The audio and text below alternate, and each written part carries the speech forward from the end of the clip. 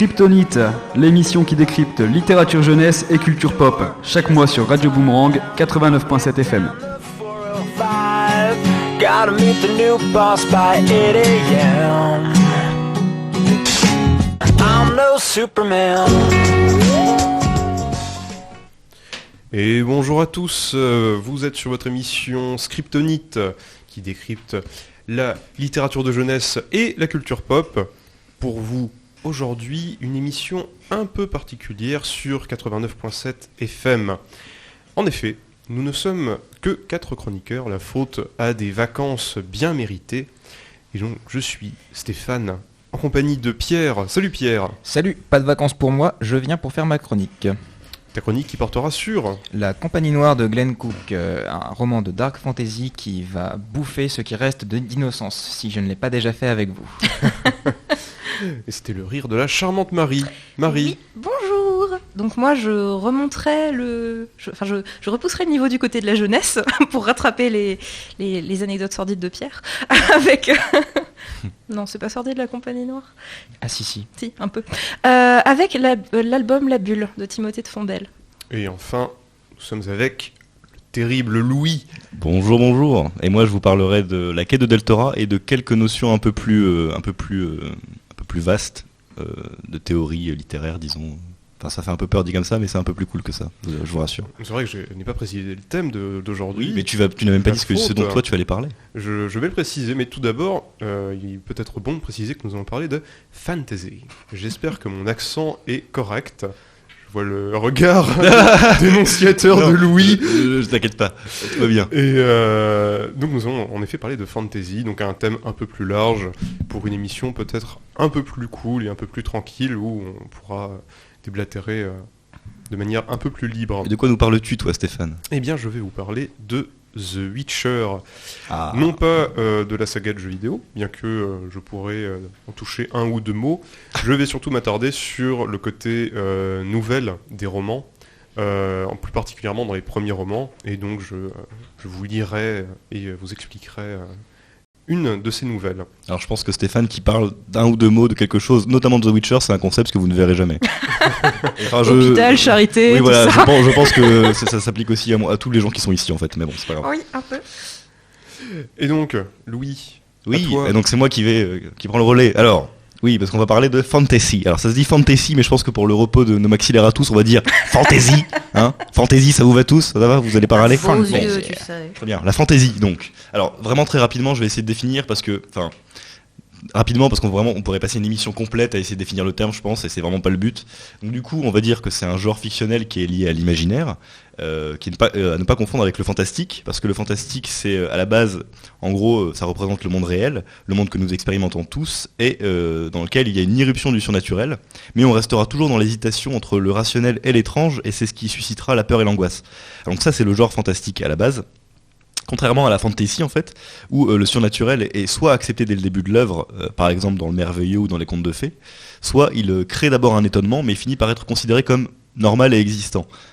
L'exemple peut-être le plus parlant, ça sera le monde de Narnia, où on part du monde rationnel, le monde qui est le nôtre, et on bascule dans un univers différent par le biais de l'armoire, et ensuite on pénètre le monde de Narnia qui finit par être accepté par les personnages en fait. Donc les deux mondes coexistent et les deux mondes sont sont considérés comme existants sans problème. Et bon, ça compte énormément de sous-genres, je vais pas m'étendre là-dessus, sinon on a pour des plombes. Je simplifie tout ça à l'extrême pour vous situer vaguement de quoi on va parler. Et pour vous dire aussi que la fantasy, c'est pas uniquement lié au médiéval fantastique. On pourrait faire le raccourci, mais c'est vrai que ça s'étend à plus de choses, puisque dès qu'on pénètre dans un univers différent du nôtre, qui repose sur l'imaginaire, on est dans la fantasy en fait. Donc on peut par exemple étendre le terme à la science-fiction, c'est pas un souci, la science-fiction entre là-dedans. Et ça va me permettre de vous parler de quelque chose qui intervient toujours quand on est confronté à ce genre d'univers, c'est la suspension consentie de l'incrédulité. Alors, l'expression peut vous sembler barbare là, comme ça au premier abord, mais ça désigne tout simplement l'opération mentale que fait instinctivement le lecteur ou le spectateur et qui l'incite inconsciemment à mettre de côté les règles qui régissent son propre monde en fait, son propre univers.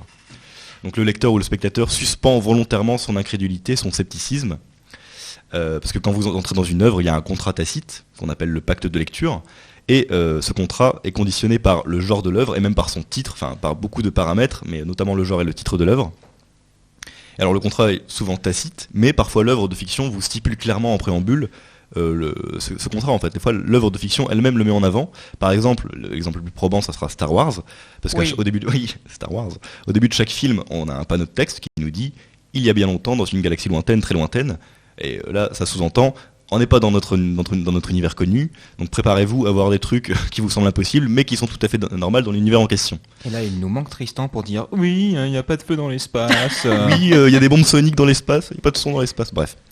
Star Wars, quoi. Mais voilà, donc, comme le dit le bon ami Karim Debache, à partir du moment où il y a ce panneau de texte, on peut pas dire oh, les vaisseaux spatiaux, ça n'existe même pas. Voilà. Donc, mais ça, c'est cette phrase de Karim Debache, ce génie. Je vous recommande d'aller voir tout son travail. Enfin, bref. Donc bref, la suspension consentie de l'incrédulité, ça existe pour toute œuvre de fiction en fait. Enfin, je veux dire n'importe quelle œuvre, même une œuvre qui prend pied dans notre monde réel, prendra aussi ce parti-là. Mais c'est une opération qui est surtout demandée dans une œuvre de fantasy, parce que là, on est de plein pied dans l'imaginaire. Et donc voilà, après ce petit préambule, j'aimerais, quant à moi, vous parler d'une œuvre de high fantasy. On n'a pas distingué ce que c'est la low et la high fantasy, mais je laisserai peut-être le soin à quelqu'un d'autre de le faire. Enfin, bref, il y a énormément de sous-genres, c'est compliqué de tout aborder. Oui, j'ai un peu la flemme. Non mais, donc moi je vais vous parler de la quête de Deltora, qui a été écrite par l'auteure australienne Emily Roda, et qui est une saga de romans de jeunesse parus entre 2000 et 2005 dans leur langue d'origine. Je crois que c'est 2003-2008 pour la version française. Et c'est une saga qui est découpée en 3 cycles. Le premier compte 8 tomes, le deuxième 3 et le dernier compte 4 tomes. Donc des tomes qui sont assez courts, hein. Chaque fois ça fait 150 pages, c'est écrit très gros. Enfin voilà, c'est pas des pavés. Donc j'ai lu les 3 cycles et ils sont tous très bien, mais je vais m'intéresser qu'au premier parce que sinon ça vous spoilerait un maximum et c'est pas vraiment l'intérêt. Donc je vais laisser la 4e de couverture du premier tome vous résumer l'histoire. Attention, je lis. Miam miam. Le Seigneur des Ténèbres projette d'envahir Deltora. Seul obstacle à sa soif de conquête, la ceinture magique dont les 7 pierres précieuses possèdent de mystérieux et puissants pouvoirs. Hélas, le tyran triomphe. Un matin, les pierres sont dérobées, puis dissimulées aux 4 coins du royaume. Le sort de Deltora semble scellé à jamais. Dans le plus grand secret, Leaf et Barda partent à la recherche des joyaux. 1001 périls les attendent. Voilà. Du coup, le personnage principal est... Alors, j'ai lu ça enfant, donc j'ai toujours prononcé Lief, mais à mon avis c'est Leaf. Enfin bref, on est un peu con quand on est enfant. Donc c'est un jeune homme de 16 ans qui se voit confier une tâche que seul lui peut accomplir, et un objet que seul lui peut porter, la ceinture de Deltora. Et dans une ceinture en fait dans laquelle on doit mettre 7 gemmes pour lui conférer toute sa puissance. Et dans le premier cycle, chaque tome correspond à la récupération d'une gemme en fait pour compléter la ceinture. Chacune étant cachée dans un lieu horrible et surveillée par un terrible gardien. Alors, ça vous rappelle rien ? Un jeune héros qui se voit confier un objet magique et qui se lance dans une quête pour affronter le Seigneur des Ténèbres. Bon, je dirais Tolkien. Je pense que vous avez déjà tous entendu ce genre d'histoire, mais on en reparlera tout à l'heure parce que ça c'est pas anodin. Mais d'abord, laissez-moi vous dire ce qui m'a plu dans cette saga. Alors, je l'ai lu assez jeune, aux alentours de 10-11 ans, et ce sont ces livres qui ont déclenché mon amour de la lecture. De mémoire, c'est vraiment la première saga où je dévorais chaque tome pour m'empresser d'avancer dans l'histoire. Oh. Oui. J'aurais presque envie de dire Madeleine de Proust, mais si l'expression était intéressante, mais maintenant elle est dénuée de tout sens, donc je le dirais pas. Risque de te mordre la jugulaire. Oui, bien sûr. Et là, il a déjà sorti un couteau. On peut dire, c'est ma... Je sais pas, c'est mon cookie de Sioran, c'est ma langue de chat de... Proust. Non, on va pas dire ça, non. Pas la biscotte. Pas la biscotte. Alors, bref, pourquoi j'ai été attiré par cette série ? J'ai compris et c'est sale. Oui, on va éviter de tergiverser là-dessus, je pense. Pourquoi j'ai été attiré par cette série ? Parce que j'étais au supermarché avec ma mère, coucou maman, et mes yeux d'enfant ont été irrésistiblement attirés par la couverture de ces romans, parce que les livres sont beaux déjà, ces livres-là sont beaux, ils ont une vraie empreinte esthétique qui se veut être une imitation de vieux grimoires, mais surtout, chaque tome représente l'ennemi que vont avoir à affronter les héros, dans le tome en question, en 3D relief. C'est-à-dire qu'on a une image en 3D avec une espèce de profondeur qui est assez intéressante du coup, parce que c'est quelque chose que personnellement j'ai jamais revu ailleurs, et je crois que c'était le coup de génie dans la commercialisation de cette saga, parce que c'est probablement ce qui a dû contribuer à l'achat de beaucoup de personnes. Témoignage ici présent, oui. Je pense que d'ailleurs j'ai fini d'acheter toute la saga uniquement pour le petit l'effet que ça faisait dans la bibliothèque, parce Oui. qu'on voyait la ceinture qui se C'est complétait ça. au fur et à Oui, mesure. oui, justement, oui. Sur la tranche, en fait, il y a la ceinture avec, si vous voulez, chaque tome, c'est la récupération d'une gemme, et en fait, la ceinture se complète au fur et à mesure sur la tranche du livre, et donc du coup, le numéro le tome du livre se matérialise sur la ceinture, où tome 1, on a une gemme, tome 2, on a 2 gemmes, etc. Et du coup, c'est vraiment, visuellement parlant, c'est très intéressant pour un enfant, enfin pour tout le monde. En fait, moi, je suis très content de l'avoir dans ma bibliothèque encore. Oui, J'ai une Marie. petite question. Est-ce qu'ils sont Oui. toujours édités en l'état avec la 3D dessus C'est une bonne question. et tout ça. Alors, il me semble en avoir revu la dernière fois que je suis passé au Leclerc. Il me semble qu'ils n'ont pas changé d'apparence. Non, je ne crois pas. Voilà. Mais non, ils doivent toujours être dans la même. C'est édité chez Pocket Jeunesse, donc Ouais. je pense qu'il y a moyen que ça soit toujours la même chose. Puis ça serait dommage d'enlever ça. Non, je pense que c'est toujours le cas, mais ça va vérifier. Mais voilà, vous doutez que c'est pas que l'aspect esthétique qui m'a intéressé. Enfin, il y a encore d'autres trucs esthétiques, parce que quand on ouvre le livre, il y a aussi la carte du pays. Avec le tracé du parcours des personnages au fur et à mesure de l'histoire, c'est assez intéressant. Et on a aussi au fil des pages, on a des dessins qui, par exemple, quand les personnages sont face à des affiches ou face à des énigmes, il y a des dessins qui vont vraiment les représenter textuellement, ou même quand il y a une lettre, on va la voir représentée à l'intérieur. Enfin, voilà, tout ça c'est très intéressant. Bon, ça c'est pour le côté plastique de l'objet, mais évidemment j'ai adoré l'histoire, parce que c'est un univers magique avec des monstres, des créatures inventés pour la saga, et ça c'est notable parce que la plupart du temps, ces univers-là reprennent beaucoup de créatures préexistantes. Là, en l'occurrence, on invente des créatures, on leur donne des nouveaux noms et elles ont des propriétés particulières. Donc voilà, ça c'est assez intéressant. Et voilà, enfant, j'adorais ça et j'adore encore ça. Bon. C'est un peu plus compliqué de les lire maintenant parce que c'est clairement pour enfants, entre 9 et 13 ans j'ai envie de dire. Et même si je garde une profonde affection pour cette saga et ma nostalgie passe outre les défauts à la relecture. Oui, Stéphane Je viens de vérifier et c'est toujours la même édition. D'accord, Ils bah sont tant toujours mieux. vendus tel quel. Donc voilà, donc C'est vous, très étonnant pour Pocket qui renouvelle très souvent Ah ses ouais couvertures. Bah, ouais. peut-être que c'est que ça a vraiment bien marché. Bah, je pense. Il y a Ça peut-être dit une enquête quelque qui a, chose, il y a peut-être une enquête qui a Ils montré ont que sans doute c'était. dû peut-être le moderniser vite fait. Je ne sais pas. Je crois que j'ai jamais vu d'alternative à part les éditions anglaises en fait qui sont un peu différentes, mais je crois qu'en français j'ai jamais vu d'autre manière de le présenter. Enfin bon, je pense que ça fera partie de ces œuvres que je mettrai entre les mains de ma potentielle progéniture en coupant la télé et en disant avec une voix de vieux con: tiens, à mon époque je lisais ça et c'était très bien. Voilà. Est-ce que vous voulez débattre des questions Oui. Il me semble que c'est. Il y a plusieurs cycles, si je dis pas de bêtises. Oui, il y en a 3, oui. Ouais, il me semble que j'avais acheté le premier cycle qui concernait la ceinture avec La ceinture. 8 tomes, il me semble. C'est ça. Il y a les 7 tomes où ils récupèrent les pierres et le dernier où ils retournent à leur village d'origine et ils essaient de lutter contre le mal grâce à la ceinture. D'accord. Et les autres cycles traitent de quel sujet du coup? Alors, il y a toujours cette matérialisation de l'avancement du tome sur la tranche, puisque dans le deuxième, le but c'est de récupérer les morceaux d'une flûte. Et donc du coup, il y a d'abord une première partie, une deuxième partie, et enfin la flûte avec un morceau, en 2 morceaux et en 3 morceaux. Et celui-là, je l'ai lu moins que le premier cycle, donc je m'en souviens un peu moins, mais c'est de même facture. Hein. C'est toujours le même genre, avec les mêmes personnages, avec vraiment l'essence du livre reste la même. Et le troisième cycle, il y a 4 romans, et alors là, c'est un peu moins, c'est un peu moins pertinent sur la tranche, on va dire, parce que il n'y a pas d'objet vraiment à récupérer, donc ils ont matérialisé ça par des espèces d'orbes sur la tranche. Mais le troisième cycle, et donc les 4 livres du troisième cycle, sont centrés plus sur les dragons.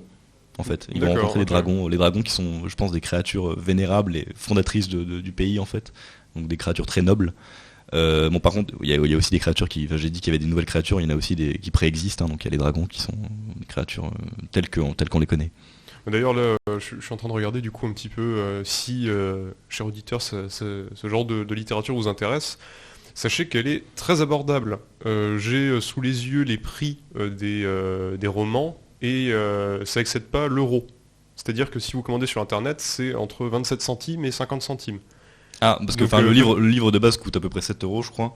La collection complète reviendrait un peu plus cher, mais après c'est possible que ça se vende d'occasion en entier. Je pense que d'occasion, il y a... Ou même en bibliothèque, il n'y a pas de souci aussi pour juste les emprunter.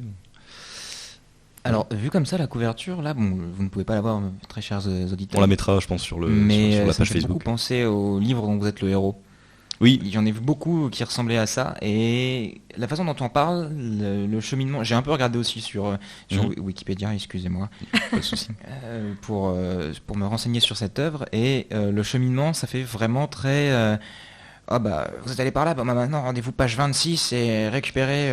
En l'occurrence, ça c'est le cheminement est linéaire. Mais par contre, on a un schéma qui est vraiment toujours le même, sans que ça soit problématique, mais il est assez facile à identifier en fait, où à chaque fois les héros avancent. Et parce que c'est des tomes qui sont vraiment très courts, 150 pages. Les héros avancent, ils rencontrent une péripétie mineure qui les retient pendant quelques temps, puis ils en sortent, puis ils rencontrent la péripétie majeure qui est en gros l'ennemi à affronter pour récupérer la gemme. À chaque fois, il y a deux péripéties, on va dire, une moins importante en milieu de tome, et une plus importante à la fin. Et la résolution est à chaque fois un peu rapide, mais voilà. Et du coup, je vais enchaîner parce que je voulais parler d'autre chose en même temps par rapport à ça, puisque on a parlé de suspension consentie de l'incrédulité, mais maintenant je vais vous parler de Joseph Campbell, comme la soupe. Le bon monsieur était spécialiste des mythes. Oui, pardon pour sa mémoire. Oh l'enfoiré. Pardon pour sa mémoire. Monsieur Campbell, si vous nous entendez de là où vous êtes, vous devez pas entendre grand-chose. Le bon monsieur était spécialiste des mythes et il a écrit un ouvrage de fort bonne aloi qui est Le héros au mille et un visages, et dans lequel il développe la théorie du monomythe. Alors, Kasako Campbell affirme qu'il existe une structure universelle à tous les mythes du monde qui relate le voyage du héros en fait. Et la structure est en 12 étapes, alors je vais les lire parce qu'elles sont assez rapides. Donc les 12 étapes sont: le héros est dans son monde ordinaire, ensuite un appel à l'aventure, ensuite le héros est réticent parce qu'il a peur de l'inconnu, le héros est ensuite encouragé par un mentor qui peut lui donner un artefact magique, le héros passe le seuil de l'aventure, le héros subit des épreuves, le héros atteint l'endroit le plus dangereux où l'objet de sa quête est caché, le héros subit l'épreuve suprême et affronte la mort, le héros s'empare de l'objet de sa quête, que Campbell appelle l'élixir. Ensuite, il y a le chemin du retour, où il peut y avoir la potentielle vengeance de ceux à qui l'objet a été volé. Puis on a le retour du héros transformé par l'expérience, et enfin le retour dans le monde ordinaire et l'utilisation de l'objet de la quête pour améliorer le monde. Voilà, il s'agit du schéma fondamental de tout récit initiatique. Or, la fantasy, c'est le genre le plus corrélé au récit initiatique, puisque comme on l'a dit, soit le héros découvre un monde qu'il ne connaît pas et va donc connaître une initiation à ce monde, parallèlement au lecteur ou au spectateur d'ailleurs, qui du coup découvre le monde en même temps, soit le héros est dans un monde imaginaire pour nous, mais familier pour lui, et il va devoir être initié à une partie de ce monde dont il n'a aucune connaissance. Donc, c'est par exemple le cas de Luke Skywalker dans Star Wars, puisque le monde de Star Wars est un monde imaginaire très différent du nôtre, mais les speeders et les droïdes, tout ça, ça fait partie du quotidien de Luke. Par contre, ce qui ne fait pas partie du quotidien de Luke, c'est la Force. Et Luke va être initié à ce monde, à savoir le monde des Jedi en fait.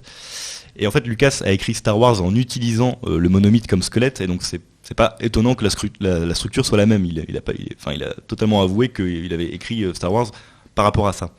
Mais en même temps, c'est un peu lui qui a remis à la mode cette théorie, parce qu'elle était, c'est vraiment Lucas qui l'a fait ressortir qui l'a dépoussiéré, on va dire.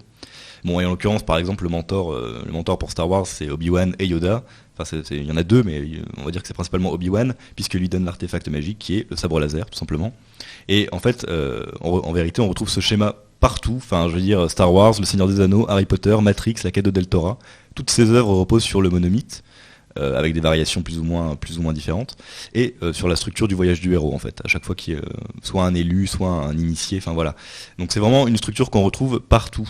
Je sais pas si vous avez des exemples de ça, mais... c'est vrai que Matrix... t'as cité Matrix et du coup je me suis mis à réfléchir, je me suis dit, tiens, oui, Matrix aussi. pourquoi pas en fait. Mais oui, t'as raison, parce que même s'il n'y a pas vraiment d'objet magique, ou alors... Mais si, la pilule bleue.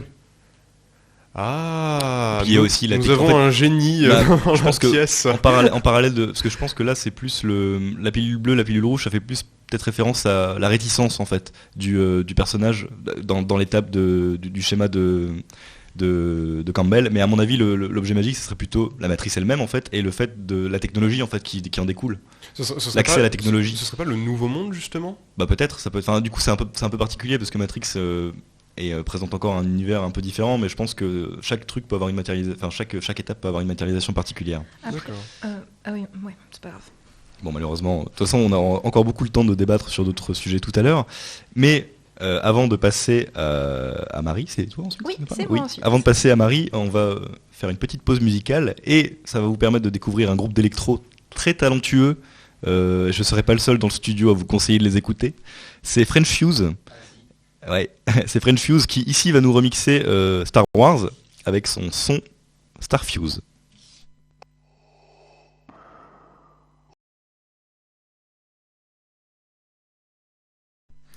Vous écoutez Radio Boomerang 89.7 FM. Vous êtes de retour dans Scriptonite, l'émission littérature de jeunesse et culture pop, en présence de Stéphane, de Louis, de Pierre et de moi-même, Marie, pour vous parler aujourd'hui d'œuvres de fantasy. Nous vous avions laissé avant la pause musicale avec Louis qui vous présentait la quête de Deltora à l'aune du mythe du héros omniprésent dans les littératures de fantasy. Oui. Un héros épique en quête dans un monde de forces qui s'opposent. Et je souhaitais m'engouffrer dans cette brèche pour vous parler d'un album qui me tient fort à cœur. Non seulement parce qu'il représente pour moi l'histoire d'une rencontre, mais aussi par ses qualités propres. Il fait vibrer intensément les cordes de ma grande carcasse d'adulte. Je dis m'engouffrer dans la brèche parce que c'est de ça dont il s'agira dans cette histoire, intitulée La Bulle. C'est un album écrit par Timothée de Fombelle et illustré par Héloïse Scherer. À travers l'histoire de cet album, que je vais vous raconter, j'aimerais mettre en saillance quelques caractéristiques graphiques et narratives des œuvres de fantasy, mais aussi et surtout vous toucher un mot du bénéfice que l'on peut trouver à entrer dans ces mondes. Mais ne différons plus, l'histoire, quelle est-elle ? Eh bien, dans cet album, nous attachons nos pas à ceux d'une petite fille d'une 8aine d'années prénommée Misha. Très imaginative mais aussi peureuse, elle nous apparaît assez mélancolique au début de l'histoire. Le commencement de l'album se fait dans un cadre domestique. On y voit Misha évoluant dans son environnement quotidien, dans sa chambre, lisant une histoire sur les genoux de sa grand-mère, faisant du poney. Mais quelque chose vient assombrir ces charmants tableaux. La bulle. Pas une jolie bulle de savon au reflet irisé sur laquelle on souffle pour la faire monter dans le ciel et qui éclatera sur l'antenne parabolique de la maison. C'est beau. Merci. Non, pas une bulle de cette sorte. Depuis qu'elle est toute petite, Misha est reliée à une grosse bulle noire qui la suit partout, attachée par une sorte de cordon ombilical à elle. Sur les photos de sa chambre d'enfant, nous voyons dans le détail que cette bulle était là même quand Misha était nourrisson, et cette excroissance inquiétante a grandi avec elle, finissant par surplomber sa vie. Pour s'en débarrasser, la fillette a tout essayé. L'indifférence, le silence, la colère. À peine a-t-elle réussi à faire une entaille dans la matière de cette chose. Mais une nuit, parce que les grands moments de la vie, je cite, viennent toujours par surprise, Misha rassemble son courage. Elle chausse ses pantoufles, ceint son épée de bois, prend Doudou sous le coude et décide de s'engouffrer dans la brèche de la bulle. Peut-être comprendra-t-elle, là, ce qui pèse sur son existence. Dans la bulle, Misha grimpe un escalier brumeux, méfiante, mais débouche bientôt à la lumière éclatante d'une vaste prairie, environnée de montagnes et de forêts. Tout un monde vit dans la bulle. Là, un cheval blanc-gris l'attend, ainsi qu'une armure parfaitement à sa taille qu'elle va endosser durant sa quête.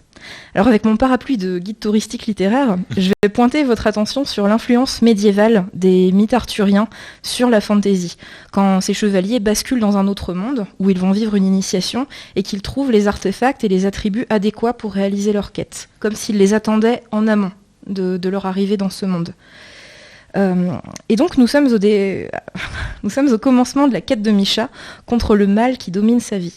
Donc hormis le fait que l'on accède à ce monde de manière fabuleuse et que l'aspect médiéval nous mette la puce à l'oreille quant au fait qu'on soit dans de la fantaisie, nous savons que nous sommes dans ce genre parce qu'il y a la création, mais tu en parlais tout à l'heure Louis, d'un bestiaire imaginaire. Oui. Parce qu'en fait la fantaisie abolit les règles de notre monde. Elle présente quelque chose de nouveau, mais elle abolit aussi les règles physiques. La gravité, par exemple, ce qui va faire qu'on va avoir des dragons qui, malgré leurs proportions, peuvent s'élever dans les airs. Ou des vouivres, ou voilà. Aussi, Misha va rencontrer dans la prairie une créature, une sorte de petit écureuil blanc avec une crête bleue, qui va l'accompagner dans l'exploration de ce monde. Et dans cette exploration, vous le verrez, les motifs de la descente et de l'ascension sont très présents. Donc autant d'allusions à la mort symbolique et à la renaissance d'un voyage initiatique. Et l'on va voir Misha explorer un univers qui n'est pas sans rappeler celui de Tolkien, tel qu'il était magnifiquement illustré par John O et Alan Lee. Donc pour nos chers auditeurs, je mettrai sur notre Facebook et sur notre site quelques visuels, et quant à vous, je vous invite à les regarder pendant la pause musicale. C'est fort beau. C'est toute beauté. Et donc Héloïse Scherer en fait se revendique explicitement de l'influence d'Alan Lee et de John O. D'ailleurs, dans des interviews où on la voyait à son bureau de travail, elle avait je trouve plus mes mots, d'accrocher des images d'Eddie, John O et Alan Lee. Et elle a beaucoup travaillé sur Pinterest aussi, avec des illustrations qui existaient déjà dans la fantasy adulte. Alors, et donc on remarquera dans ce type d'illustration, celle d'Héloïse, le niveau de détail et de réalisme dans les couleurs, les proportions de ses dessins. Et donc je voulais faire une brève digression avant de revenir à l'histoire de l'album sur le fait qu'en fantasy, malgré l'aspect qui peut paraître farfelu de ces mondes imaginaires, En fait, on est guère éloigné du réel dans la représentation. Et le réalisme tient une part très importante dans l'esthétique des mondes de fantasy. D'ailleurs, ils ont une très grande cohérence interne. Donc ça, tu le disais tout à l'heure aussi. Et une fois qu'on a accepté que ces mondes existaient, on les représente de manière très très pointue. Donc ça se ressent au niveau de la narration comme au niveau du visuel. Mais j'en reviens au récit. Donc Misha va traverser des forêts profondes où les pierres ont des visages. Elle va aussi chuter dans une grotte souterraine. Donc je vous parlais d'ascension, de descente. Et de cette grotte souterraine, l'écureuil qu'elle a rencontré va l'aider à sortir en générant des lumières merveilleuses qui lui indiqueront la voie. Misha ensuite guide son cheval sur des monts escarpés, le long de crêtes déchirées pour finalement arriver aux confins du monde. Mais, bien qu'arrivé à l'extrême limite, Misha n'a toujours pas trouvé l'ennemi qui fait de sa bulle une entité si menaçante. Je cite le texte « Quel mystérieux ennemi régnait dans ce monde et sur la vie de Misha ?» Mais c'est justement là, à ce moment-là, comme on peut s'y attendre, que l'ennemi vient trouver la fillette, surgissant de la brume enveloppée de ténèbres et de terreur. Cet ennemi, on ne lui donne pas de nom dans l'histoire, mais la forme qu'il prend est reconnaissable. C'est celle d'un incommensurable dragon, aux yeux multiples, aux naseaux fumants, d'une noirceur qui ternit toutes les couleurs alentour, jusqu'à disparaître à cet instant du récit. Terrifié, Misha et son petit cheval s'enfuient au grand galop et retraversent tous les beaux paysages de ce monde qui ne sont désormais plus que chaos. Forcément, la bête finit par les rattraper. Et c'est quand on pense que tout est perdu que Misha trouve la force de faire face. Elle se tient alors paumes ouvertes face au dragon qui se fiche puis se couche, docile, en pleurs et vaincu. Je cite « Il avait suffi que Misha se tienne debout devant elle, qu'elle la regarde vraiment, pour que la bête s'aplatisse à ses pieds. » On prêtera attention à la longue queue serpentine du dragon, dans l'illustration, qui n'est pas sans rappeler le cordon qui reliait précédemment la bulle à Misha. Alors, la petite fille pose alors ses mains sur le dragon. La couleur qui avait disparu dans le récit revient petit à petit et explose ensuite sur une double page magnifique, une double page où le dragon se délite pour se transformer en une centaine de chimères ailées, blanches et lumineuses qui prennent leur envol. Donc un petit mot sur le traitement de la couleur. Donc j'ai interprété cette disparition de la couleur au cœur du mal et de l'action comme assez caractéristique de la fantaisie épique que l'on connaît. En fait, les couleurs vertes, bleues, naturelles et les couleurs chaudes du début correspondent bien à une situation d'exposition ou une situation de résolution, à une certaine tranquillité. Et puis, au cœur de l'action, au cœur du mal, ces couleurs vont s'effacer. Tu parlais de Tolkien tout à l'heure, et en fait, j'ai vu tout de suite un parallèle avec la comté, parce que la comté est verdoyante, très lumineuse, et petit à petit, les couleurs vont se ternir, vont devenir très très sombres dans le Mordor, et puis même ocre dans le contexte de la guerre, avec la terre soulevée, le ciel, cette espèce de chape de brume rougeâtre. Et pour à la fin revenir vers la lumière avec le dernier havre elfique et la comté reconstituée. Mais j'en reviens à la bulle, parce que l'histoire n'est pas terminée. Dans les dernières pages, Misha réintègre sa chambre et même son lit, ce qui suggère que tout ceci fut un rêve. Parapluie de guide touristique, nous pourrions parler, mais peut-être on développera une autre fois, du dispositif du lapin blanc, en fait, qui est un dispositif narratif qui va emmener vers l'envers du monde. Donc c'est bien connu, parce que c'est nommé en fonction d'Alice au Pays des Merveilles, mais on pourra penser à Matrix. Voilà. Qui est présent, hein. Il y a le petit lapin blanc dans oui, ça je sais, oui. qui est le Tatoué tatouage sur...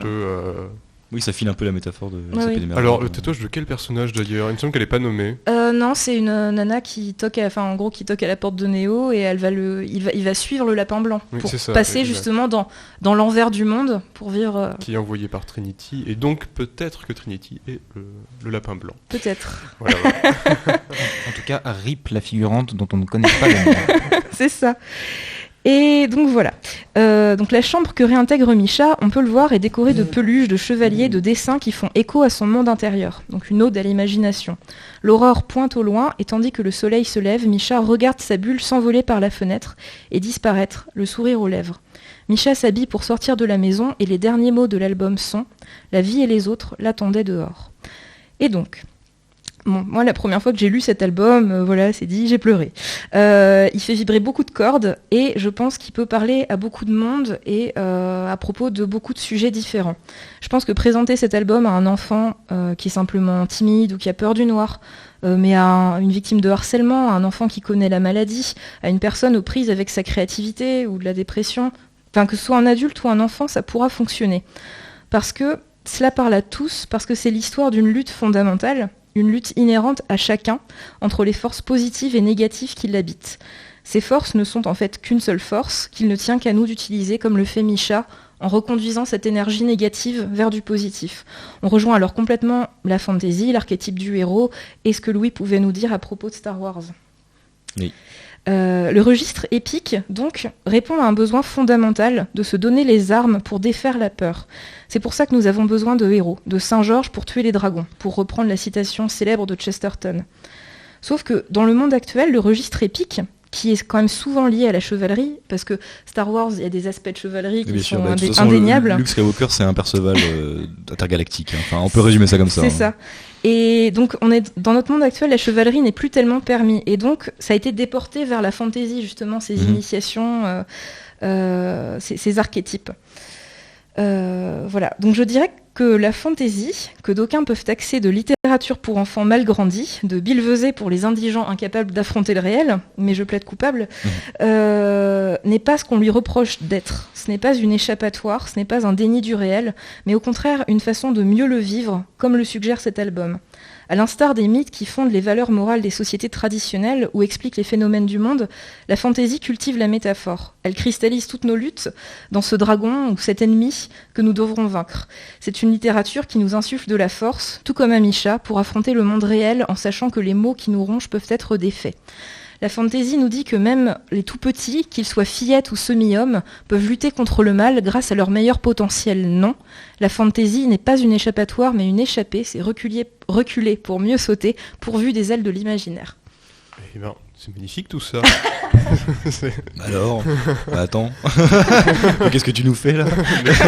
Marie, qu'est-ce qui t'arrive? Depuis quand tu parles aussi bien? Je suis vexée. Non, c'est une boutade bien sûr. J'avais une question par rapport à la couleur donc, Oui. de la bulle.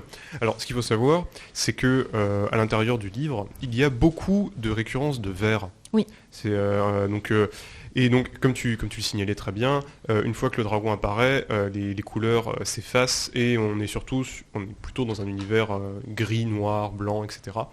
Et en fait, la question que je me suis posée en vieux temps, si ça se dit, certainement pas, donc en regardant l'album, c'est mais pourquoi en fait tout semble si vert? Est-ce que c'est cette référence à la comté ou... Je pense que d'une part, inconsciemment, ça fait partie de la charte graphique de la fantasy, parce que c'est l'aventure en extérieur, donc forcément on a l'aventure, c'est pas une aventure urbaine, donc elle se vit dans les prairies, dans les forêts, et puis ce ciel bleu aussi en réponse. Après, il y a l'idée de monde intérieur vierge. Donc c'est aussi pour ça que c'est aussi vert, c'est parce que c'est nouveau. Misha vient de le découvrir, je pense. Et puis on peut aussi lier ça à l'initiation. Le vert, c'est ce qui pousse, ce qui est positif. Et cet album, c'est aussi une métaphore de la création. Ouais, t'as raison. C'est le symbole de l'espoir, exactement, Le vert, c'est aussi la couleur de l'espoir. Mais je pense que ça a un lien aussi. Sans vouloir faire de l'analyse de comptoir.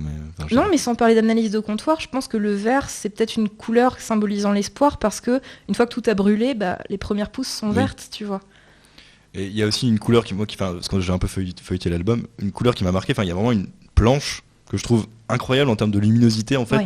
parce que on a l'impression vraiment, c'est rare, mais que la lumière ressort en fait, comme s'il y avait un espèce d'effet de relief alors que tout est en 2D, je veux dire, il n'y a même pas d'effet de profondeur ou quoi que ce soit, mais la lumière pénètre en fait, c'est une lumière orangée qui du coup transcrit un monde qui est assez chaleureux et dans lequel la bulle est là malgré tout, et je trouvais ça, vraiment cette planche là, je pense qu'on peut essayer de vous la mettre sur le Facebook, parce que c'est Oui, on la mettra. c'est celle qui je pense utilise le mieux la couleur, j'ai l'impression. Stéphane a utilisé un mot qui était chatoyant. Oui, c'est ça, ouais. Et Et c'est c'est là en particulier, ouais. Et j'avais un truc par rapport à, je voulais rebondir sur un truc que tu as dit. Tu disais même si un dragon physiquement ne pourrait pas s'envoler dans notre monde, etc. Mais là il le peut. En fait, ça pose la question de la vraisemblance. C'est-à-dire que les univers qui sont présentés dans la fantasy ne sont pas vrais, mais doivent être vraisemblables. C'est-à-dire que à partir du moment où une œuvre de fiction installe un monde, il faut que les règles qui soient installées dans ce monde soient cohérentes entre elles. Sinon, justement, la suspension consentie de l'incrédulité va être heurtée, et à ce moment-là, le lecteur ou le spectateur va sortir de l'œuvre. Donc il faut que, intégralement, même si l'univers est fictif, que cet univers soit cohérent et que les règles qu'il installe, même si elles sont les plus farfelues du monde, bah, il faut qu'elles n'entrent pas en collision entre elles, qu'elles se respectent, etc.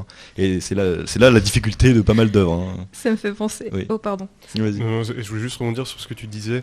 Je me souviens avoir lu une œuvre assez bateau, peu importe le titre, mais où il y avait un passage qui m'avait marqué.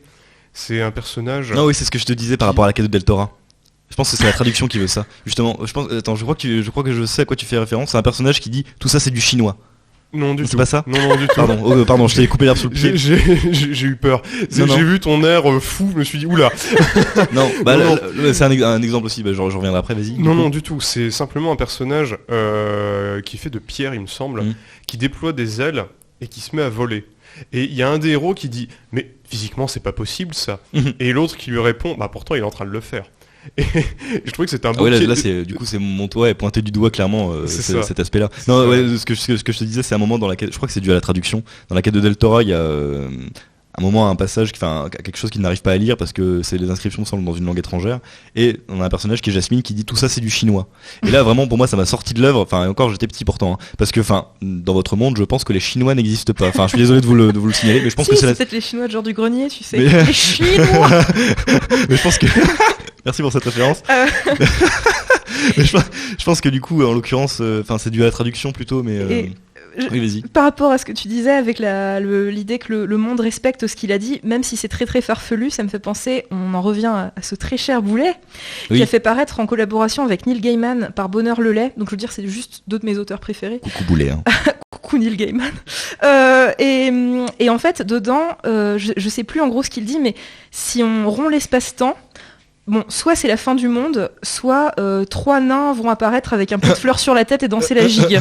Et à un moment, il y a un problème dans l'espace-temps et 3 nains apparaissent avec des pots de fleurs sur la tête et dansent la gigue. D'ailleurs, c'est un fusil de Tchekhov du coup, parce qu'on dit quelque chose et forcément ça apparaît après. Mais voilà. C'est la journée des procédés littéraires ou scénaristiques qui sont exposés. Voilà. Bon. Alors, peut-être que Marie, tu veux nous présenter la musique suivante. Exact. Oui. Nous avons beaucoup parlé de Tolkien et donc il était à peu près logique de vous passer du Tolkien. Donc on va vous laisser avec le très très beau et très profond Misty Mountains qui fait partie de la bande originale de The Hobbit.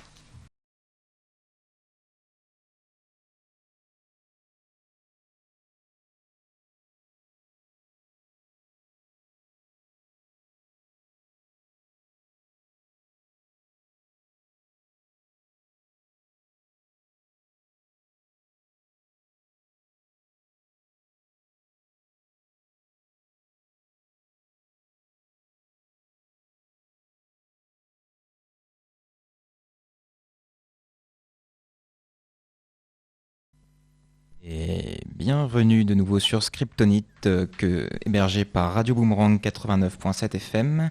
Et camarades de Scriptonautes, je vous souhaite de nouveau le bonjour. Et comme Gandalf, je dis par là que c'est un jour où il fait bon. Les vrais reconnaîtront. En effet, il fait très beau aujourd'hui, nous sommes heureux d'être avec vous et le thème du jour s'y prête bien. Alors je vais vous proposer de troquer votre sérieux et vos bonnes manières pour enfiler un pourpoint et un aume, prendre dague et épée et venir vous engager avec moi dans une compagnie de joyeux lurons dans le but d'éviscérer, de piller et de fréquenter de charmantes demoiselles dans d'exquis bordels une fois le succès au rendez-vous. Aujourd'hui je vous parle de la compagnie noire de Glenn Cook et croyez-moi ça va être jouasse.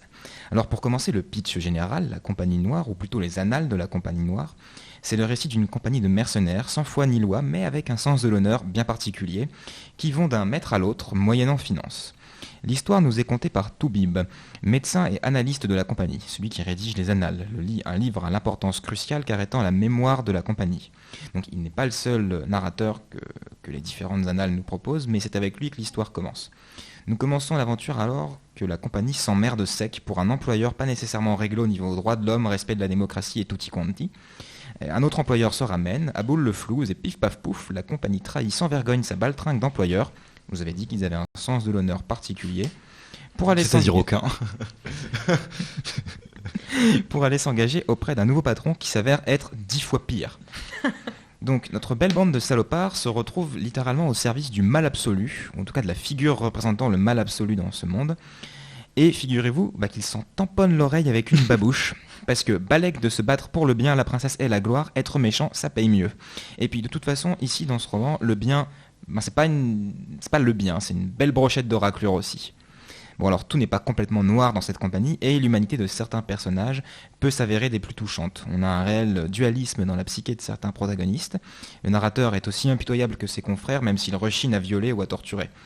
Ses camarades, bien qu'ayant un côté humain, des peurs, des doutes, des sentiments, ne sont pas des enfants de cœur. Ils sont des tueurs qui égorgeront sans problème un paysan lambda pour lui soutirer des informations. Ou plutôt après lui avoir soutiré des informations, sinon ça marche pas. Donc, dans ce ramassis de soldats de fortune, on trouvera donc une histoire censée apporter un peu d'espoir. Et on trouvera des individus en marge de la société qui, malgré les horreurs qu'ils peuvent infliger, sont à la recherche d'une noble cause, qui se protègent les uns des autres. Car oui, la Compagnie Noire est une famille que l'on ne peut quitter que les pieds devant. Une communauté errante allant d'un maître pourri à un autre. Nous parlions dans l'émission précédente de différence. Eh bien, je suis un peu déçu de ne pas avoir eu vent de ce bouquin à ce moment-là, car de la différence, il y en a. Les mercenaires sont des individus en marge de la société, des hommes sans attache, sans maison, qui ne peuvent compter que sur leur père. Une forme de société se met alors en place dans cette bande, une forme de reconnaissance. La pire crainte des hommes de la compagnie, c'est de ne pas figurer dans les annales et par conséquent d'être oubliés. Sans les annales, ils n'auront pas d'existence, et sans la compagnie, ils n'arriveraient pas à vivre normalement. Alors, je ne l'ai pas encore précisé, mais ici, on est dans de la bonne fantaisie des familles, de la bonne dark fantasy même. Alors, Louis n'a pas voulu vous expliquer la différence entre high et low fantasy, je ne le ferai pas non plus, parce que c'était à lui de le faire. Et je le ferai après si vous voulez. On est dans de la high fantasy. C'est-à-dire que les personnages vivent dans un monde dont ils comprennent complètement les codes. Et il n'y a pas de chinois. Mais on a malgré tout un côté très terre à terre avec la vie d'une bande de mercenaires vivant au jour le jour. Et à côté de ces gugus tout à fait sympathiques, on se retrouve Easy avec un tapis volant qui déboule plein gaz dans le Tchekar sans crier gare. Des baleines volantes ou des panthères-garous font partie du paysage, les sorciers sont monnaie courante, la compagnie en a d'ailleurs quelques-uns qui se font entre eux des tours de magie complètement débiles, le genre que même Gandalf n'ose pas faire de peur de passer pour un con. La magie est présente dans ce monde en quantité même, et c'est d'ailleurs très intéressant de noter qu'elle est aussi employée de façon très terre-à-terre. Toubib, le narrateur, nous décrit comment on trouve un usage militaire tout à fait cohérent à la magie et quel résultat on obtient de cette manière. C'est plutôt moche, sans spoiler, les sortilèges que les mecs se balancent, c'est autre chose qu'Expelliarmus ou Flipendo. Les vrais savent. Le fameux Flipendo. Qui n'existe que dans les jeux, je crois. Oui, exact. Oui, je sais pas qui a inventé ce sort, mais... Je dois vous avouer que ce coup de cœur littéraire me vient d'un séminaire que mes frères d'armes et moi avons eu récemment, où cette série de bouquins a été mentionnée, et que jusqu'alors je n'avais jamais tenté de m'approcher de l'œuvre de Glenn Cook. Donc, j'ai fait ma pénitence depuis en bouffant chapitre après chapitre de ce trésor de batailles épiques, de situations compromettantes et d'intrigues bien sales. Donc on ressent l'esprit de camaraderie, et dans le séminaire que j'ai cité précédemment, le sujet était Tolkien et les paradis perdus de la Terre du Milieu, et l'intervenant venu nous en parler a mentionné ce goût tolkienien pour les ambiances de franche camaraderie, ambiance que j'apprécie moi-même particulièrement, ce qui explique mon goût pour les pintes de bière dans les caves des bars lillois, avec quelques copains pour refaire le monde à notre image, ce qui n'est pas Jojo. J'ai retrouvé cette ambiance dans la Compagnie Noire. Donc pas moyen de refaire le monde pour ces hommes à l'espérance de vie hasardeuse, mais seulement de survivre un jour de plus et de faire en sorte que son pote s'en sorte aussi. Et bras dessus, bras dessous, on va casser les dents du bougre d'en face et s'en retourner boire une pinte. Même dans la galère, même noyés dans leur cynisme, malgré les forces et les puissances magiques déployées contre eux, les individus dépeints se serrent les coudes et adviennent que pourra. Il y a dans la Compagnie Noire une sorte de joyeuse désillusion qui anime ses membres. Si on ne peut pas changer le monde, qui de toute façon est pourri, réunissons les copains, ceux qui nous sont proches dans cette famille bizarre et hétéroclite, et allons défourailler les connards d'en face. Donc je qualifierais ça de nihilisme à la cool, et terminerai ma chronique sur ces bons mots. À vous la parole. Eh bien, c'est dans ce que tu m'as dit, ce que tu as dit sur tout n'est pas tout noir. Ça m'a fait penser à ce que dit Batman dans le premier film La Grande Aventure Lego, c'est je n'utilise que du noir ou du gris très foncé. Je pense que ça doit être un peu ça. Je sais pas si y a des onces de lumière dans cette œuvre, mais il y en a bel et bien, et donc il y a une once de lumière bien particulière qui est symbolisée par une enfant. Je ne vais pas vous spoiler l'œuvre plus que de raison, mais on sait qu'il y a de l'espoir et que les membres de la Compagnie Noire, plusieurs en tout cas, qui sont tous des salauds, Ils sont au courant qu'il existe cette lueur d'espoir, que cet enfant existe et qu'ils font tout pour la protéger, même contre leur employeur, contre le mal absolu. Et ils risquent leur peau sans être payés pour, ce qui est un comble pour un mercenaire, et juste pour pouvoir préserver cette étincelle d'espoir, cet enfant qui représente le bien. Ça c'est marrant, ça me fait exactement penser à ce qui se passe dans La Route de Cormac McCarthy qui a donné le film aussi, où bon là c'est post-apo, on n'est plus dans la fantasy, mais où pareil, en gros c'est l'histoire d'un père qui protège son enfant et en fait il voit l'enfant comme le flambeau de la vie qu'il faut porter jusqu'au bout et le seul espoir en fait. L'enfant c'est vraiment l'incarnation de la lueur et d'ailleurs il dit cette phrase qui est vraiment magnifique, c'est s'il n'est pas la parole de Dieu, Dieu n'a jamais parlé. Voilà, ça vient de La Route et une phrase que je trouve vraiment incroyable. Excuse-moi Marie, tu voulais... Du coup, c'était juste pour étayer ce que disait Louis, je suis assez d'accord. Parce que, en fait, non mais pas... Qu'est-ce qu'il y a, Louis ? Non, je croyais que t'étais Lully. Je me suis transformé en compositeur de... Enfile tes collants.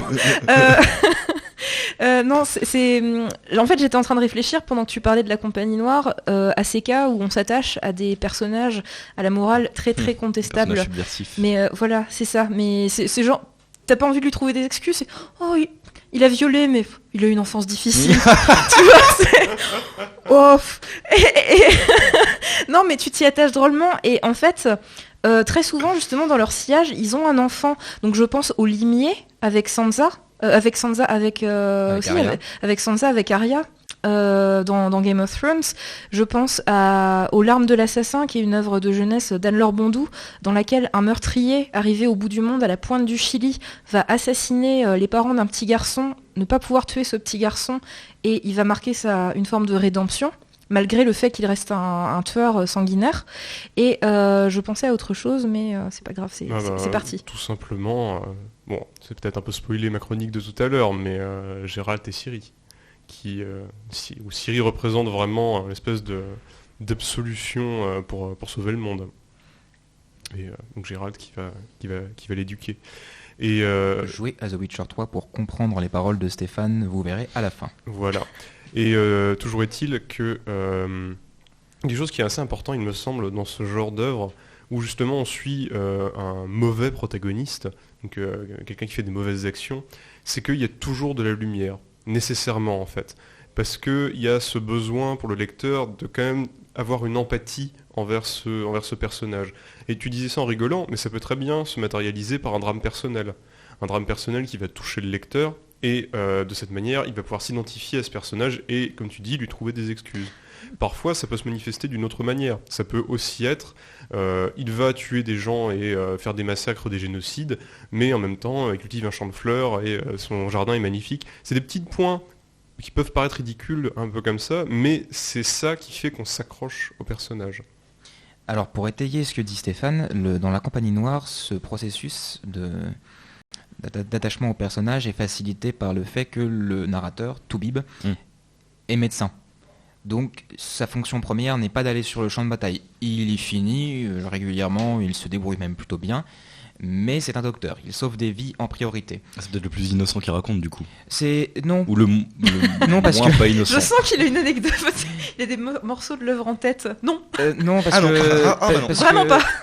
Innocent, non, il ne l'est pas. En tout cas, il est d'un cynisme absolument incroyable. Le moins coupable alors. À un moment, j'ai pas marqué l'endroit précisément, mais il passe devant des prisonniers qui sont en train de creuser leur propre tombe et presque en se marrant, il se dit ah mais ils sont cons quoi, ils savent pas qu'ils sont en train de creuser leur tombe, ils ont rien à nous dire, on a fini l'interrogatoire, on en a plus besoin. Et limite ça le fait marrer. Et il y a un autre personnage aussi, donc, qui est le personnage de Corbeau, qui est une pourriture, mais incroyable, qui même dans un tome vend des cadavres pour s'enrichir. Qui porte bien son nom. En plus. Mais c'est lui le principal protecteur de l'enfant dont je parlais. Il fait ça uniquement pour elle. Mais à côté de ça, c'est un sacré salopard. J'aime beaucoup ce personnage. Ça rejoint un peu aussi l'attachement qu'on peut avoir envers les personnages de pirates, parce que les pirates sont jamais les plus joyeux de l'île. C'est mon mémoire, ça. Ça c'est pour toi, mais justement, je te tends une perche là. Merci, donc, oui. Merci beaucoup. Et d'ailleurs, je voulais aussi, quand tu parlais de La Route tout à l'heure, je me rappelle d'un autre film qui racontait l'histoire d'un vieux bonhomme aveugle extrêmement doué au combat, qui, dans un monde post-apocalyptique, se balade avec un bouquin. Oui, le livre d'Eli. Oui, le livre d'Eli, merci. Avec Denzel Washington. Alors là, par contre, pas d'enfant ici, mais la Bible. Et Oui. j'ai trouvé. Spoiler. Oui, bah désolé, mais ce film est vieux. Si vous ne l'avez pas vu, c'est votre faute. Et C'est Gary Oldman le méchant. Voilà, si c'est un argument. Et à la fin, Ellie meurt. Est-ce que le livre d'Eli meurt? Je pense qu'au niveau du spoil, on est pas mal là. Pierre, tu voulais dire? Non, mais. En fait, je voulais dire que je n'ai pas du tout aimé ce film. Tout ça pour ça. Non, c'est pas pour. La juste compagnie pour noire est exprimer- en train de le ronger. C'est pas pour exprimer mon avis personnel, c'est le fait que, enfin, qui est un petit peu, c'est le fait que ici c'est pas l'enfant qui symbolise le renouveau, mais la Bible, la parole de Dieu. C'est terrible de se dire que toute la renaissance de l'humanité va se faire au travers d'un texte religieux. Mais je pense que c'est ce que disait Stéphane, il faut forcément une lumière quelque part pour. Enfin, c'est une espèce de respiration en fait. Et c'est souvent le cas en fait dans le post-apo, parce que le post-apo est souvent très sombre. Enfin là, du coup, on dérive un peu, mais c'est le cas également dans The Last of Us. C'est compliqué, enfin, forcément, il faut que j'en parle.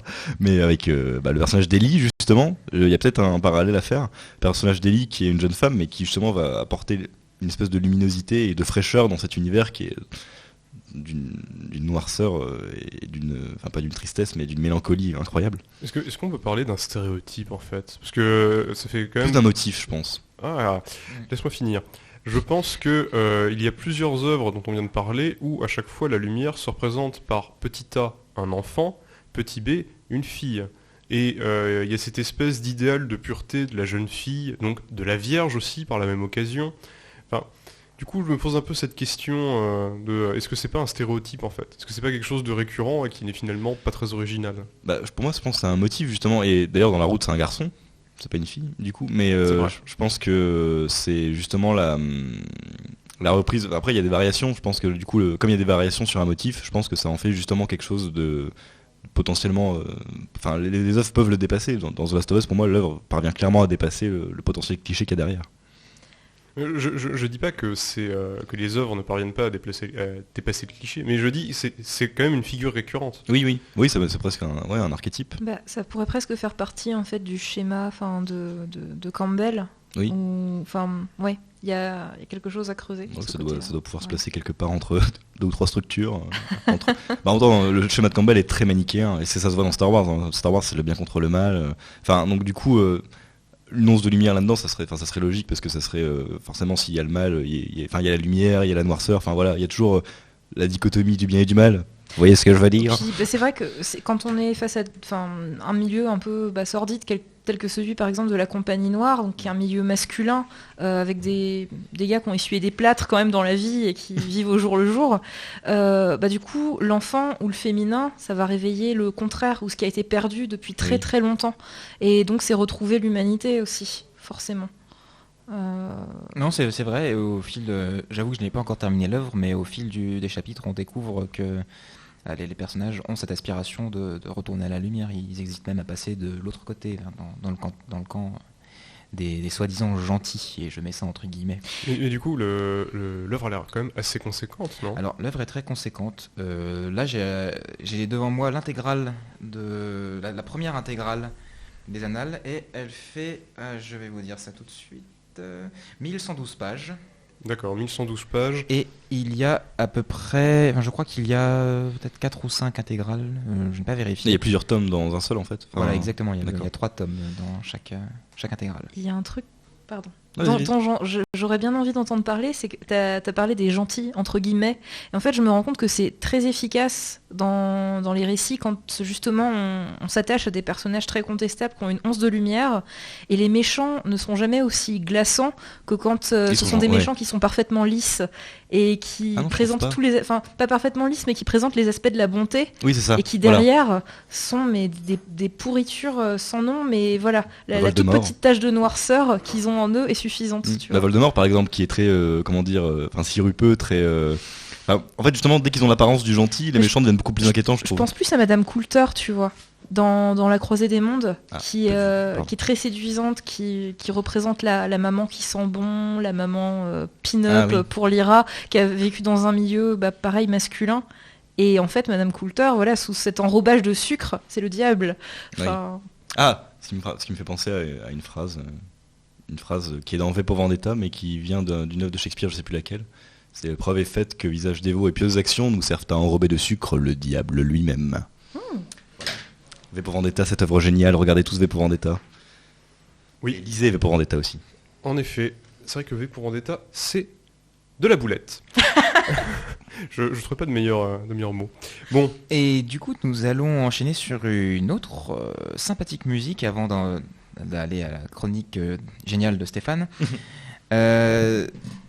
Vous avez dû le comprendre, lui et moi sommes de grands fans de The Witcher et avons poncé les 3 jeux, plus qu'il n'en faut, et avons sans doute sacrifié de grandes heures de révision pour cela.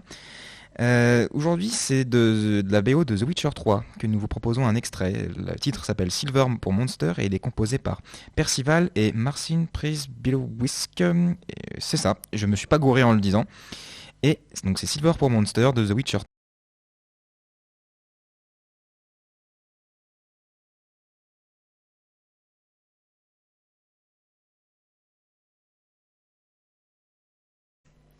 et nous revoici sur Radio Boomerang 89.7 FM. Vous êtes toujours sur Scriptonite et c'est Stéphane qui vous parle. Alors, moi, j'ai décidé donc de vous parler de The Witcher, donc le sorceleur en français, et de vous parler plus précisément de son œuvre écrite, enfin de l'œuvre écrite, qui est l'œuvre originale, écrite donc par Andrzej Sapkowski, voilà, mon polonais est un peu fatigué, ou inexistant, à vous de voir. Et donc, cette œuvre retrace l'histoire de Geralt, qui est donc un sorceleur. Alors, d'abord, la question principale, c'est qu'est-ce qu'un sorceleur ? Un sorceleur, c'est donc un espèce de gros bourrin bien musclé avec 2 épées, une en argent, une en métal, en acier, pardon, n'importe quoi, une en acier, et qui va dézinguer des monstres à travers tout le continent pour simplement gagner sa vie. Donc, de manière très schématique, un sorceleur arrive dans un village, il va demander au maire si il y a un quelconque problème avec une Brooks ou une autre créature, une Kikimor, n'importe quoi. Vous remarquerez que le bestiaire de The Witcher est assez complet. Hein. Le sorceleur arrive en ville, va voir le maire et lui demande donc s'il y a un problème avec un quelconque monstre. Et donc le maire va répondre soit par l'affirmative, soit par la négative. Et donc ce sera au sorceleur d'aller tuer ce monstre pour remporter une certaine somme d'argent qui n'est en général pas digne des efforts qu'il a produits pour exterminer la bête. Alors, au niveau de la construction de l'œuvre, donc c'est donc une œuvre en 7 volumes qui se compose au début de nouvelles, en fait. Ce sont des petites nouvelles mises les unes à côté des autres, mais qui n'ont pas nécessairement, qui ne suivent pas nécessairement un ordre chronologique. C'est uniquement en les lisant toutes qu'on pourra ensuite créer une chronologie de la vie de Geralt, puisque c'est donc de lui dont il s'agit, et mettre en place le fonctionnement ou le cheminement de sa vie. Alors, je voulais m'attarder en fait sur une œuvre en particulier, une nouvelle, qui traite donc de sa rencontre avec un monstre qui est dans une espèce de château vivant. Et tout ça pour dire que les premières nouvelles écrites dans Le Sorceleur, en fait, sont inspirées de contes. Et ici, en particulier, la nouvelle s'inspire de La Belle et la Bête. Donc je trouve ça assez intéressant, puisque bien sûr, c'est revu avec un œil de dark fantasy, donc nécessairement c'est cynique, c'est sombre, c'est boueux, sanglant, métallique, tout ce que vous voulez. Et c'est pourtant très intéressant. Pour vous situer un peu cette histoire, donc Geralt passe à travers une forêt et constate en contrebas un cadavre, et donc en allant vérifier si la personne va bien, il ne sait pas bien sûr que c'est un cadavre en arrivant, il remarque que cette personne a été déchirée par des espèces de crocs absolument impossibles à retrouver dans une nature normale, et on conclut donc que c'est un monstre qu'il a mangé. Et va donc partir à la recherche de ce monstre. C'est ainsi qu'il va rentrer dans un château habité par ce dit monstre, une créature gigantesque, qu'il va d'abord tenter d'attaquer, avant de se rendre compte que celle-ci est intelligente, et même qu'elle est plutôt marrante. Et il va se laisser porter par l'histoire, que va lui raconter donc cette créature. Cette créature, pour le faire très vite, était en réalité un être humain qui avait des obligations à cause de sa famille, etc. Et pour gagner un peu d'argent, s'est livré à des pillages avec d'autres mercenaires. Et ces mercenaires n'ont pas trouvé de meilleure idée que d'aller violer une prêtresse, chacun à tour de rôle. Et donc lui, un peu forcé, l'a violée aussi. Et voilà, alors c'est un peu compliqué de dire ça, hein. Mais effectivement, un peu forcé, il la viole Le aussi. consentement n'est nulle part. Voilà, c'est ça. Et Franchement, il a pris son courage de main. Le consentement, je l'ai violé. voilà. Et donc voilà, ça peut paraître très étrange, hein. Toujours est-il que voilà. Désolé, Flore. Et cette prêtresse, donc, naturellement, va maudire cette espèce de gredin qui est le dernier à lui passer dessus, et lui dit, eh bien écoute, ton âme est celle d'un monstre, physiquement tu seras donc un monstre. Et depuis lors, il n'est plus qu'une espèce de créature terrifiante. Toujours est-il que, en rentrant à son château, donc il constate qu'il est transformé en monstre, mais il constate aussi qu'il a une coquette somme d'argent à disposition. Et suite à un hasard, va se créer une légende autour de ce château où des marchands vont arriver et laisser leur fille au monstre pendant 1 an et revenir la chercher après cette année écoulée pour récupérer leur fille et une coquette somme d'argent. Donc c'est un moyen assez sûr de s'enrichir si sa fille, elle n'est pas très utile, quoi. Et alors oui, Une alternative à la politique de l'enfant unique. c'est un peu ça, ouais. Et toujours est-il que lui, voilà, ce monstre a à l'idée de c'est un baiser d'amour véritable qui pourra me sauver. Donc cette espèce de gimmick qu'on retrouve dans moult contes. Et donc je voulais vous en lire un petit morceau pour que vous puissiez constater à quel point c'est savoureux et aussi pour vous donner envie de suivre Gérald et ses aventures. Pendant quelque temps, elle a été prise de convulsions chaque fois qu'elle me voyait. Elle était persuadée que j'allais la manger. Mais au bout d'1 mois, nous prenions nos repas ensemble, nous causions, allions faire de longues promenades. Mais même si elle était gentille et très dégourdie, j'avais la langue qui s'empêtrait quand je bavardais avec elle. Tu sais, Gérald, j'ai toujours été timide avec les filles. Je me suis toujours ridiculisé, même devant les vachères, qui avaient du purin sur les cuisses, alors que les écuyers les prenaient comme ils le voulaient, dans tous les sens. Mais elle se moquait de moi. Alors me disais-je, avec la gueule que j'ai. Je ne me forçais même pas à lui expliquer la raison qui m'avait amené à payer si cher une année de sa vie.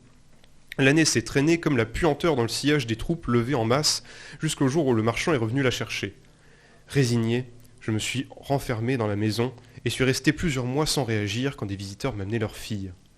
Mais après cette année passée en compagnie, j'avais compris combien il m'était difficile de n'avoir personne à qui adresser la parole. Le monstre laissa échapper un bruit qui voulait être un soupir, mais qui résonna comme un hoquet. La suivante, reprit-il au bout d'un moment, s'appelait Fen. Petite, vive, elle gazouillait tout le temps, un vrai pinson. Elle n'avait pas du tout peur de moi. Un beau jour, c'était justement l'anniversaire de ma première coupe de cheveux, à l'âge de raison. Nous avons bu tous les deux de l'hydromel et... Aussitôt après, j'ai sauté du lit pour courir au miroir. J'avoue que j'ai été déçu et que ça m'a déprimé. Ma gueule n'avait pas changé. J'avais peut-être juste l'air un peu plus bonnet. Et on dit que les contes renferment la sagesse populaire. Elle ne vaut pas tripette, cette sagesse, Gérald. Enfin, Fen s'est empressée de faire de son mieux pour m'aider à oublier mes soucis. C'était une fille joyeuse, c'est moi qui te le dis. Tu sais le jeu qu'elle a imaginé ? On s'amusait tous les deux à effrayer les indésirables. Imagine, quelqu'un entre dans la cour, jette un regard circulaire et voit que je bondis sur lui à 4 pattes en poussant des rugissements et que Fen, entièrement nu, s'assied sur mon dos et sonne du corps de chasse de Pépé. Nivelle, tordu de rire, faisait luire ses crocs blancs. Fen est restée chez moi une année entière, continua-t-il. Et puis elle est retournée dans sa famille avec une belle dot. Elle s'est débrouillée pour se marier avec le propriétaire d'un cabaret, un veuf. Raconte la suite, Nivellen, c'est passionnant. Vraiment ? Demanda le monstre qui se grattait entre les oreilles en produisant un cliquetis. Bon, d'accord. La suivante, Primula, était la fille d'un chevalier désargenté. Le chevalier est arrivé ici avec une vieille rosse décharnée, une cuirasse rouillée et des dettes à n'en plus finir. Je t'assure, Gérald, qu'il était aussi répugnant qu'un tas de fumier, et il répandait l'odeur. Primula, j'en aurais donné ma main à couper, avait dû être conçue pendant qu'il était parti à la guerre, parce qu'elle était tout à fait mignonne. À elle non plus, je ne faisais pas peur. D'ailleurs, ce n'est pas étonnant, parce que comparé à son père, je pouvais passer pour quelqu'un de tout à fait beau et gracieux. Comme j'ai pu le découvrir, elle avait un sacré tempérament, et une fois que j'eus pris confiance en moi, je ne laissais pas échapper une occasion. 2 semaines plus tard, Primula et moi avons déjà des relations très intimes. Elle adorait me secouer par les oreilles en s'exclamant « Mords-moi, animal ! Déchire-moi, affreuse bête !» et des idioties de ce genre. Pendant les pauses, je courais jusqu'au miroir, mais figure-toi, Gérald, que je me regardais avec une inquiétude grandissante. J'aspirais de moins en moins à retrouver mon ancien physique de souffreteux. Et voilà. Donc, j'espère que ça vous donne envie de lire un petit peu Le Sorceleur. Et voilà, c'est vraiment le ton un peu de Andrzej, si j'arrive à prononcer correctement son nom. Andrzej Sapkowski, voilà. Qui est... Arrête, tu lui fais mal. qui est à la fois très cynique, mais qui est aussi très critique. On le voit en fait dans cet extrait, c'est qu'il critique cette espèce de sagesse populaire qui fait croire que les contes s'inspirent de la réalité. Mais il y a quand même une petite surprise à la fin de cette nouvelle, et je vous laisse la joie de la découvrir, qui est en fait une très belle nouvelle, même si comme ça a l'air un petit peu rigolo. Et je vois que j'ai encore un petit peu de temps. Je voulais parler très vite de l'Ange du Chaos, en fait, parce que j'ai pas eu le temps d'intervenir tout à l'heure, mais on parlait de factions soi-disant lumineuses qui n'étaient en fait pas du tout. Et dans l'Ange du Chaos, en fait, il y a 3 factions qui se battent les unes les autres. Donc la faction des ténèbres, celle de la lumière, et celle du chaos qui est un peu au-dessus des 2 autres et qui sert de justicière, en fait. Et donc, bon, évidemment, la faction des ténèbres, la faction de la lumière, à la première lecture, on peut s'imaginer que lumière gentille, ténèbres méchants. Seulement, même si les membres de la faction des ténèbres sont tous immondes et laids, et que ceux de la lumière sont tous très beaux, on peut voir des éléments des ténèbres être vraiment héroïques et beaucoup d'éléments de la lumière, pour le coup, être de parfaits tordus.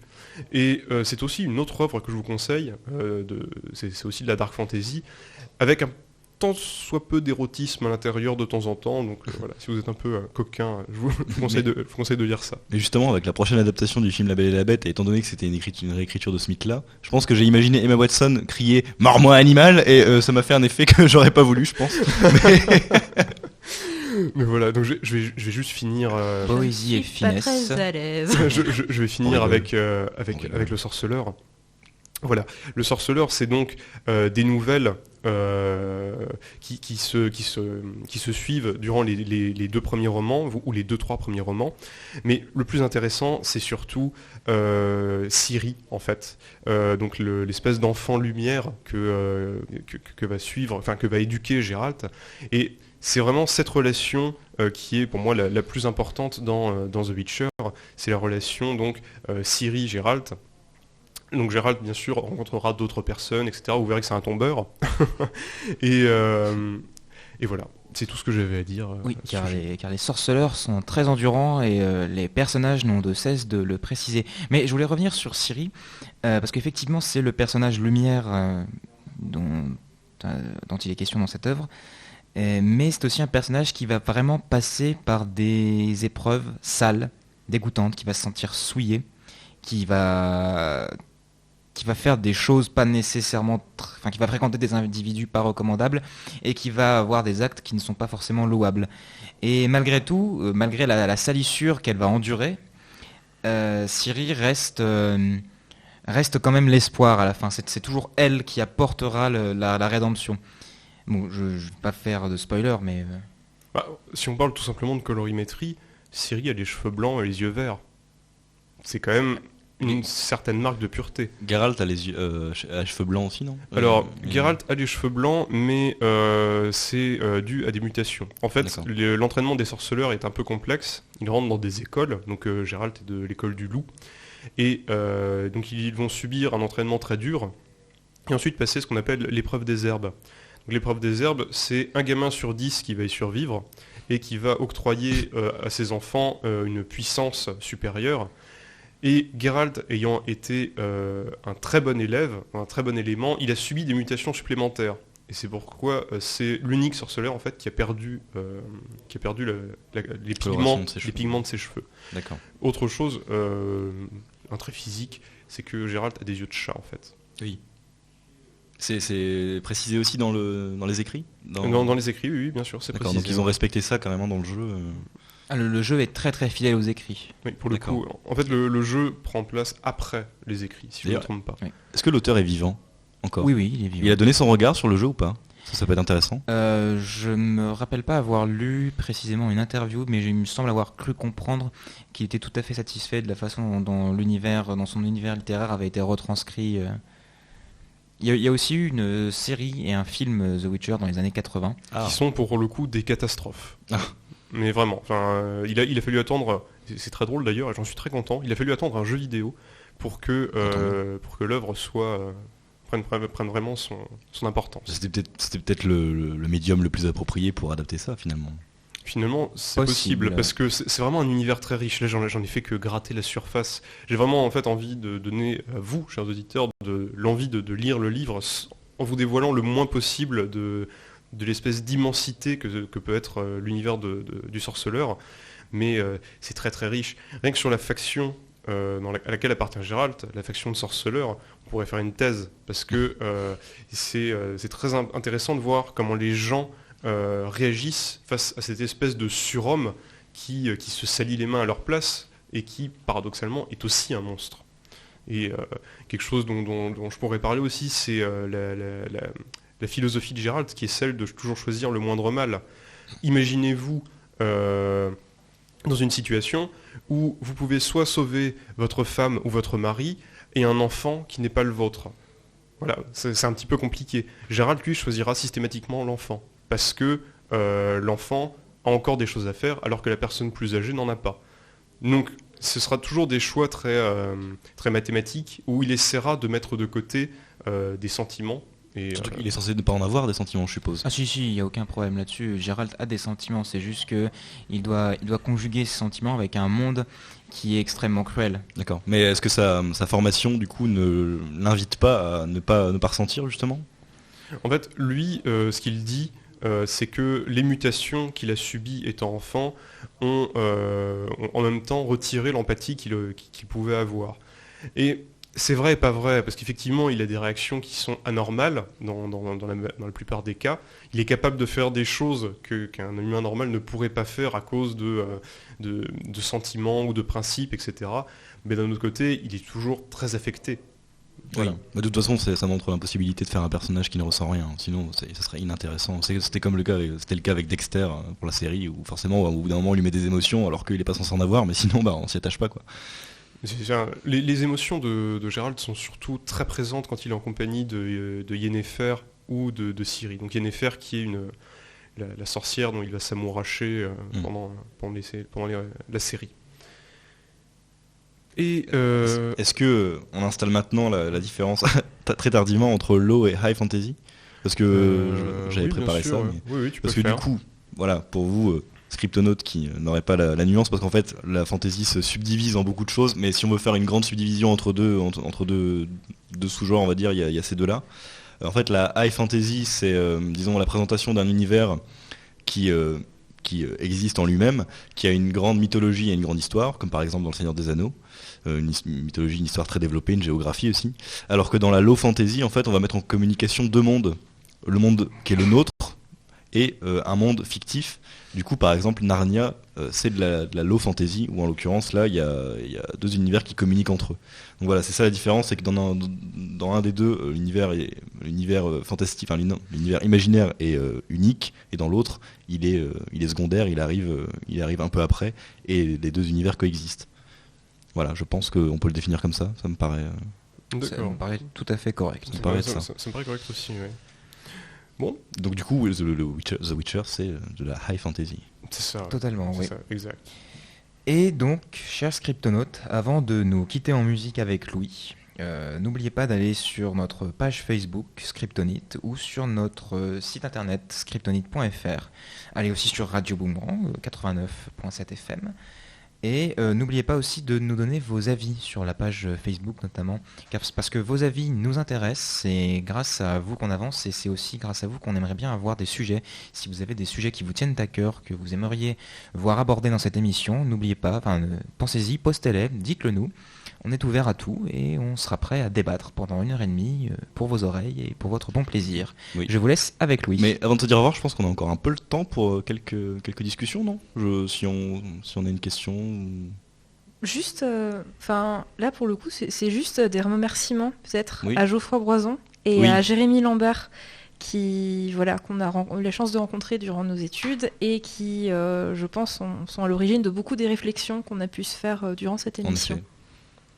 Voilà, donc non, je pense qu'on peut rendre l'antenne. D'accord.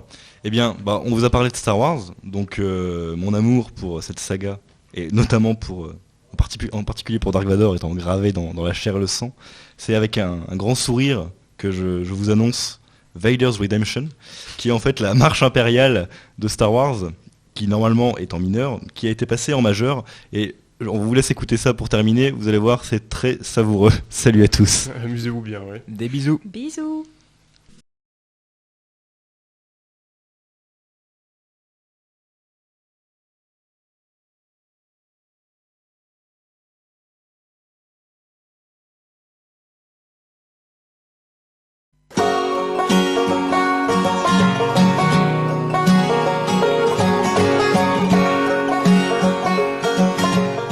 Kryptonite, l'émission qui décrypte littérature jeunesse et culture pop, chaque mois sur Radio Boomerang 89.7 FM. 405. Gotta meet the new boss by 8 a.m. I'm no Superman.